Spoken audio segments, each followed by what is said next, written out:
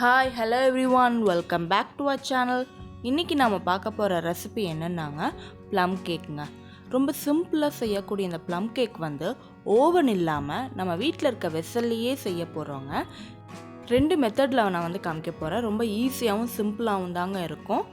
இது எப்படி பண்ணலான்னு வாங்க வீடியோக்குள்ளே போய் பார்ப்போம். 2 பட்டை, 2 கிராம்பு, 2 ஏலக்காய் எடுத்துருக்கேங்க.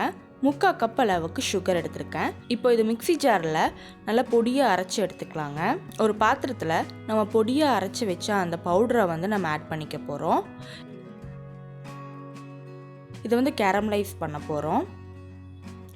லோ ஃப்ளேம்லேயே வச்சு இது நல்லா கேரமலைஸ் பண்ணிக்கோங்க. சர்க்கரையெல்லாம் நல்லா கரைஞ்சி வரணும்.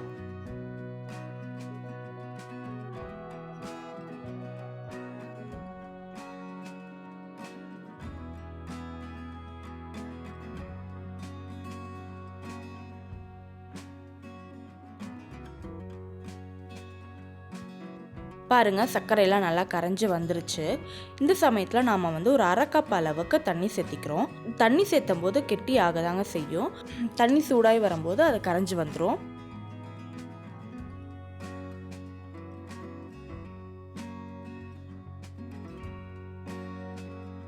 நல்லா கரைஞ்சி வந்துருச்சு. இது கூட 1/2 கப் அளவுக்கு பச்சை கருப்பு திராட்சை எடுத்து வச்சுருக்கேங்க. அதையும் சேர்த்திக்கிறேன்.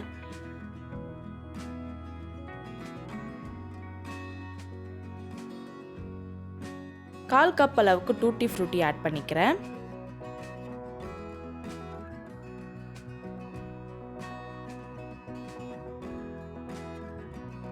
கால் கப் அளவுக்கு முந்திரி ஆட் பண்ணியிருக்கேங்க. இதெல்லாம் சேர்த்து ஒரு கொதி வந்தோடனே ஒரு 15 நிமிஷம் அளவுக்கு இது ஊறட்டும். இது ஊறுற டைமில் நம்ம அடுத்தது ப்ரிப்பேர் பண்ணுவோம்.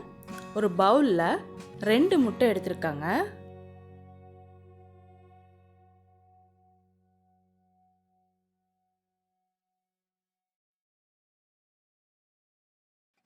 அதை நல்லா அடிச்சுக்கோங்க. நல்லா அடிச்சுட்டு அது கூட 1/4 கப் அளவுக்கு பவுடர் சுகர் சேர்த்திக்கோங்க.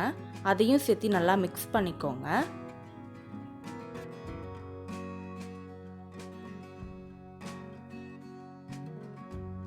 இப்போ 3/4 கப் அளவுக்கு மெல்டட் பட்டர் ஆட் பண்ணிக்கோங்க. நான் மெல்டட் பட்டர் ஆட் பண்ணல. 3/4 கப் அளவுக்கு நான் வெறும் பட்டர், ரூம் டெம்பரேச்சரில் இருந்த பட்டர் தான் ஆட் பண்ணிக்க போகிறேன். அதையும் சேர்த்து நல்லா மிக்ஸ் பண்ணிக்கோங்க.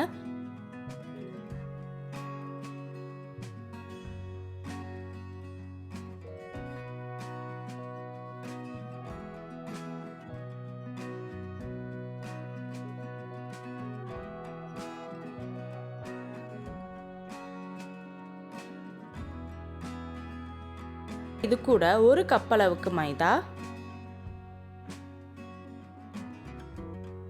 1 டேபிள் ஸ்பூன் அளவுக்கு பேக்கிங் பவுடர், 1/2 டேபிள் ஸ்பூன் அளவுக்கு பேக்கிங் சோடா, ஒரு பிஞ்ச் சால்ட் போட்டுக்கோங்க. இதெல்லாம் நல்லா மிக்ஸ் பண்ணிக்கோங்க.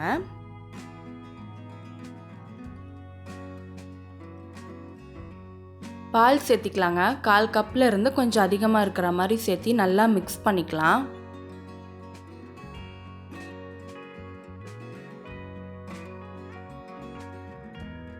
இது கூட இந்த பேட்டரை நம்ம ஆட் பண்ணிக்கலாம். ஆட் பண்ணி நல்லா மிக்ஸ் பண்ணிக்கோங்க.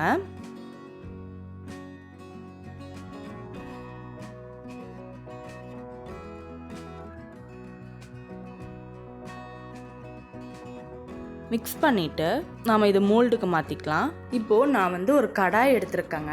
அது கூட ஒரு ரிங் ஸ்டாண்ட் ஒன்று வச்சுருக்கேன். லோ ஃப்ளேமில் வச்சு 10 to 15 மினிட்ஸ் ப்ரீ ஹீட் பண்ண போகிறோம். மூடி வச்சுக்கோங்க. இந்த மோல்டில் பட்டர் எடுத்து க்ரீஸ் பண்ணிக்கோங்க.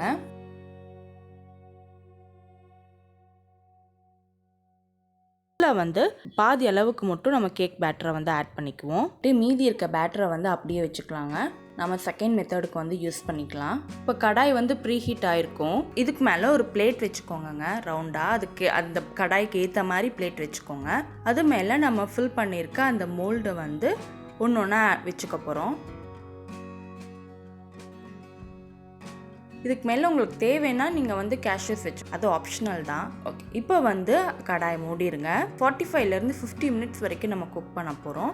எனக்கு கரெக்டாக 50 மினிட்ஸ் ஆச்சுங்க. பாருங்கள் 50 மினிட்ஸ் ஆகிடுச்சு. இது நல்லா குக்காகி வந்திருக்கு. டூத் பிக்கில் ஒட்டவே இல்லை. பாருங்கள் கேக் ரெடி. இப்போ செகண்ட் மெத்தட் பண்ணலாம். இந்த குக்கர்லேயும் அதே மாதிரி ஒரு ஸ்டாண்ட் வச்சுருக்கேன். இதுவும் மூடி வச்சு ப்ரீ ஹீட் ஆகட்டும். இந்த குக்கர் மூடியில் வெயிட்டும் போடலை, கேஸ்கெட்டும் போடலைங்க. இப்போது ஒரு அடி கனமான பாத்திரம் எடுத்துருக்கேங்க. அதில் பட்டர் தடவி மீதி இருக்க பேட்டரை ஊற்றி வச்சுருக்கு. உங்களுக்கு வேணும்னா நீங்கள் ஒரு பட்டர் பேப்பர் வச்சு அது மேலே பட்டர் தடவிங்க கூடி நீங்கள் மாவு பேட்டரை ஆட் பண்ணி குக்கரில் பேக் பண்ணிக்கலாம். பட் நான் பட்டர் பேப்பர் யூஸ் பண்ணல. அதே மாதிரி 45லேருந்து ஒரு 50 மினிட்ஸ் வரைக்கும் வைக்கணுங்க. பட் எனக்கு ஆனால் 55 மினிட்ஸ் ஆச்சு. நீங்கள் நடுவில் செக் பண்ணிக்கோங்க குக் ஆகிடுச்சா என்னென்னு. 55 மினிட்ஸ் ஆச்சு. பாருங்கள் எனக்கு நல்லா குக் ஆகி வந்திருக்கு. அவ்வளோதாங்க. கடாயில் ஒரு மெத்தடு, குக்கரில் ஒரு மெத்தட், 2 மெத்தட் நான் உங்களுக்கு பண்ணி காமிச்சிருக்கேன். உங்களுக்கு இந்த ரெசிபி பிடிச்சிருந்தா நம்ம சேனலை சப்ஸ்கிரைப் பண்ணிக்கோங்க, பெல் ஐக்கானை கிளிக் பண்ணிக்கோங்க. தேங்க்யூ ஃபார் வாட்சிங். அடுத்த வீடியோவில் பார்ப்போம்.